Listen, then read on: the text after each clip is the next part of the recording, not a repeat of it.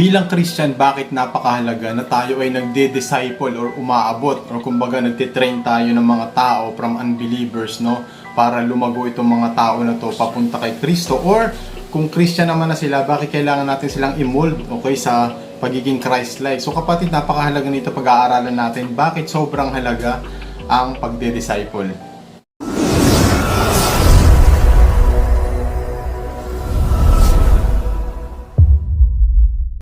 Shoutout nga pala sa lahat ng mga nagpapa-shoutout dyan. So yung mga hindi ko na screenshot, no, sorry, pero shoutout sa inyo, sa mga laging nag-aabang. So God bless po sa lahat. And kung bago ka dito, please consider subscribing, no.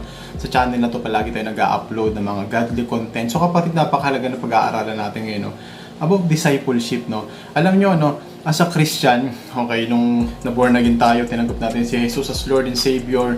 Kumbaga, na-inlove tayo sa Panginoon. Kumbaga, ito yung time na talagang nararamdaman mo na masaya palang buhay sa piling ng Lord. So ngayon, ikaw nagdesisyon ka na, Lord, yung buhay ko nasa iyo na, I have decided to follow Jesus. Kumbaga, gusto kong talikuran yung mundo. Sinurrender mo na yung sarili mong pangarap, yung mga kasalanan mo. Ngayon, sentro na ng kaligaya mong Panginoong Jesus. Alam mo, napakaganda niya, no, sa journey natin na sa Christian niya tayo nagsisimula. May kanya-kanya tayong encounter. So kapatid, itong pag-aaralan natin about discipleship, napakahalaga nito, no, gusto ko sabihin sa inyo. Isa to sa talagang nagbigay sa akin ng fire. Kumbaga, kaya ako nagpapatuloy kahit may problema na ako. Actually, isa to sa sekreto ng mga Christian na laging on fire, mga Kristiyano laging matatag. Sabihin ko po sa inyo, alam niyo kung ano, yung pagdi-disciple, gusto ko po sabihin sa inyo yan. So ngayon, iisa-isahin natin gaano kahalaga to and ano ba talaga pinaka-essence nito. So kapatid, number one, gusto ko po sabihin sa inyo, kaya napakahalaga ang pagdi-disciple kasi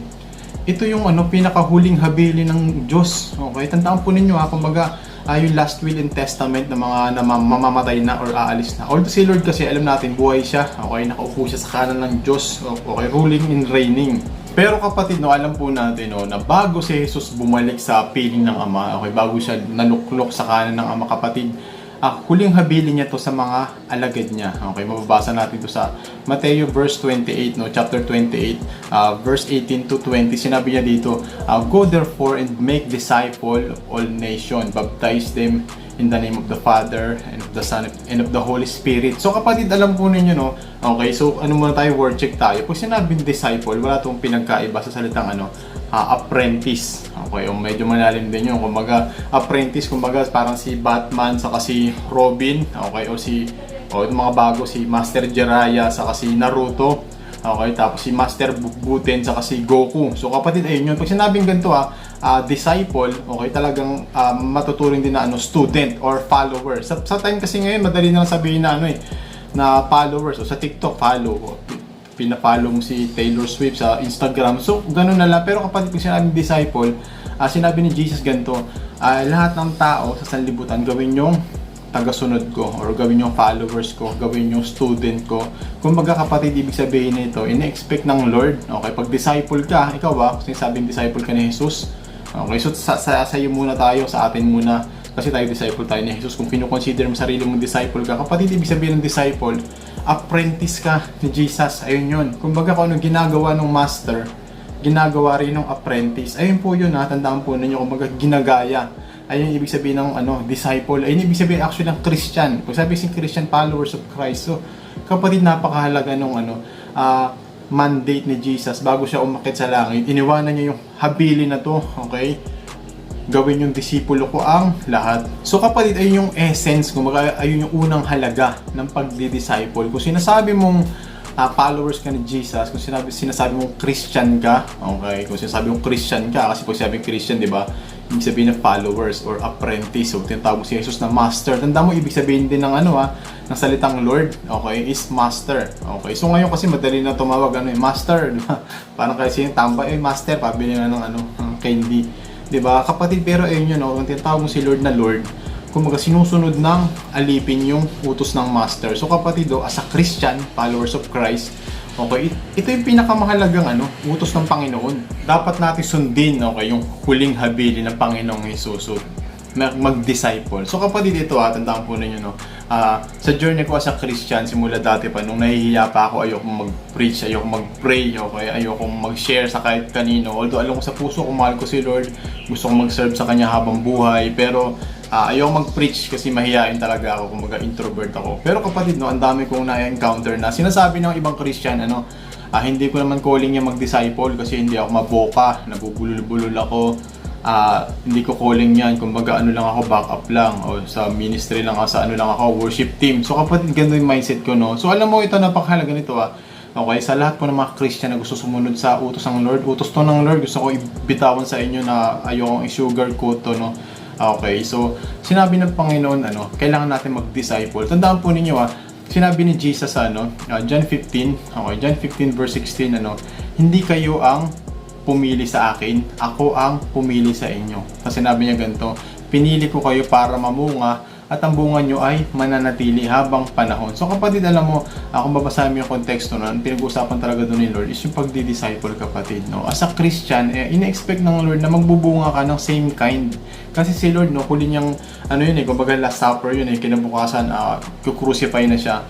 Talagang binuhos niya yung puso niya sa mga disciples. Sinabi niya ganito, ako yung puno, kayo yung sanga. Hindi kayo makakapamunga kung hihiwalay kayo sa akin. So yung kapatid, kung may relationship ng Lord gusto niya ipakita. Tapos sinabi niya nga sa 15 verse 16 ng dyan, tinawag kita para mamunga at yung bunga mo is mananatili. So kapatid, tandaan po ninyo ito.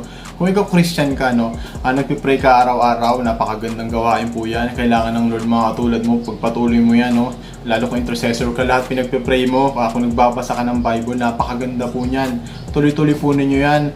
Kung nagmi-ministry ka, worship team ka man, or Sunday school, or kung ano man ginagawa mo ministry sa church po ninyo, napakaganda po niyan, sabihin ko po sa inyo, tapos kung lahat yan ginagawa mo, kapatid, to God be the glory, napakaganda niyan. Pero kapatid, tandaan mo to, okay, alam yung ministry na yan, lahat po yan is nakaturo para umabot ng kaluluwa. Kumbaga, lahat ng ministry na ito is malago, okay? Kumbaga, ayun yung dahon. Pero ang gusto ng Lord makita one day, yung bunga. Ayun po yun. So, napakaganda niya ng mga ginagawa nating ministry, lahat ng talent natin nagagamit natin sa Panginoon. Pero kapatid, kung hindi ka magdi-disciple, sabihin mo sa'yo, real talk tayo, sana ma-encourage ka dito, hindi mo talaga sinusunod ng Panginoon. Ayun yun. So, kasi ang utos ng Lord yan Tandaan po ninyo miski ang Panginoong Jesus na nasa lupa siya, yung ministry is talagang pag-abot. So, gusto ko po sabihin sa inyo, unawaan po natin, kailangan natin umabot ng mga kaluluwa. Kasi alam po niyo bakit napakahalaga nito. Ito na lang, bakit ka na born again? Okay, siguro dahil may nag-disciple sa iyo, may umabot sa iyo. O so, paano ka na born again nga ulit? Siyempre, yung umabot sa iyo, kapatid, merong umabot dyan. Okay, yung pastor mo, may nag-disciple niya, kaya nagpastor yung pastor na gumagabay sa iyo ngayon. So kapatid, gusto ko sabihin sa iyo, lahat yan ang ugat, siyempre sa Panginoong Jesus. So kapatid, tinan mo to imagine mo nakaabot sa atin yung gospel, okay, nabibless tayo ngayon, magkakaroon tayo ng buhay na walang hanggan, nagagamit tayo ng Lord sa ministry, Bakit? Kasi merong umabot sa atin, may nag-disciple sa atin, at may nag-disciple sa mga nagdi-disciple sa atin. So kapatid, gusto ko sabihin sa'yo, yung gusto sabihin ng Lord, yung bunga natin is mananatili. Bakit ka mo? Tandaan mo kaluluwa yan. Lahat ng ministry natin dito sa lupa, kahit gaano kalaki ministry natin dito sa lupa, hindi natin madadala sa langit. Alam mo kung ano lang madadala natin sa langit? Yung kaluluwa na maabot natin, kapatid. Ayun yun, napakasarap Kumbaga, pag sinabing disciple, kapatid, ititrain mo talaga. So, dyan napapasok yung lalago ka. Okay, sinabi ni Pablo sa Ephesians 4:11-12, sabi si God is nagbigay siya ng mga gifts sa atin. Okay, yung pastor, apostle, prophet, teacher, evangelist. Sa verse 12 sinabi, para saan daw yun? To equip the saint. So, ibig sabihin, kapatid, ito kailangan ma-equip sila. So, ngayon ito, ginagawa ko. Gusto kong sharean yung mga tao. So, nagdi-disciple pa rin tayo tuloy-tuloy. Okay? So, may mga bagong dinidisciple sa online. Para matrain, kapatid, Paano matrain saan? Ma-train sa Christ-likeness, kapatid. Sabi ko sa journey to, lahat tayo may mga pagkukulang pa. Okay? Hindi ito madaling ginagawa natin. Pero kapatid, alam mo, ito yung utos ng Lord, so kailangan natin siyang gawin. Kumbaga, i-train mo mahubog sa pagbabasa ng Bible, mahubog sa pananalangin, mahubog sa gawain ng ministry, sinabi nga ni Pablo. So kapatid, kailangan natin mamunga. Yung bunga na yun is yung talagang mananatili habang panahon. Napakasarap one day, makikita mo yung mga tao na, alam mo yun, mag-glorify sa Panginoon, sa sambahin ng Lord. Tapos ikaw yung naggamit ng Lord. Alam mo kapatid, may reward na tinatawag na crown of soul winning. Okay, sinabi rin yan sa Old Testament, pantas yung taong nag-aakay ng kaluluwa sa mabuti. So kapatid, no, nagagamit ka ng Lord ngayon, ano man ministry mo, nahihiya ka man, gusto ko sabihin sa'yo, i-desire mo lang. Ikaw na hindi pa nagde-disciple, no? Ikaw na nahihiya ka pa, hindi mo alam ano sasabihin mo, siguro naiinggit ka sa iba, na-inspire ka rin sa iba na nag-share, sabi mo, oy, parang galing nila magsalita. Kapatid, i-desire mo lang, okay? Kaya nga mayroon tinatawag discipleship, kung training yan, okay? So, yung nga example, di ba, si Jiraiya sa kasi na Naruto, okay, para makarelate kayo mga kabataan, di ba? So, alam niyo, wala namang student na magaling sa umpisa. Lahat is tinitrain. Kaya nga dyan yung papasok na discipleship. So, kapatid, napakahalaga na ayun lang gusto ko sabihin sa inyo, no, napakahalaga ng ginagawa natin ministry, yung mga nasa social media, yung nag-share ng gospel, tuloy-tuloy lang po natin to, no. Gawin natin to, spread the gospel, marami tayong maabot, no? Mag-disciple lang po tayo. So, salute sa lahat ng mga lingkod ng Lord na nagdi-disciple na, yung mga leader dito sa online, no. So, nakikita kong dami mga ginagamit ng Lord. So, ikaw naman, aspiring ka, kapatid, no, i-desire mo lang, okay? So, itatak mo sa puso mo, okay? I-set mo yung puso mo, Lord, gusto kong mag-disciple one day. Gusto kong mamunga, gusto kong mag-akay ng mga tao kasi ito yung kalooban mo. So kapatid, ayun yun na, hindi tayo puro dahon. Okay, magaganda itong mga ministry na itong magaganda. Kahit gaano kagaganda yan, kapatid, kung walang bunga, kung wala ka na akay, para maging katulad ni Kristo, okay, na magtutuloy ng mga sinimulan nila, kapatid, no, wala ka pa rin bunga. Okay, so ang hinanap ni Lord, bunga, hindi dahon. Okay, hindi ko minamalit yung ibang ministry, napakahalaga po niya na, pero ayun lang, sana wag tayo makulong sa loob ng church na nakakulong tayo sa program. Kaya po nandiyan yung mga ministry na yan is to win soul. So ayun lang, kapatid, no, tuloy-tuloy lang po tayo, and sana na-inspire kayo sa video na to. Actually, gagawin ko to ng iba pang part, no, paano mag-handle talaga, paano mag-train, okay, paano mag-disciple, paano sisimulan. So ayun, kapag sana nakatulong sa itong video na to, kung bago ka, please consider subscribing, share mo to sa mga kakilala mo, okay, kung alam mo kailangan marinig itong message na to. Ayun yung kapatid, sama-sama tayo sa pananalangin, let's support one another, okay, dito tayo para sa glory ng Panginoong Isus. So ayun lang, kapatid, kita kita sunod na video. God bless.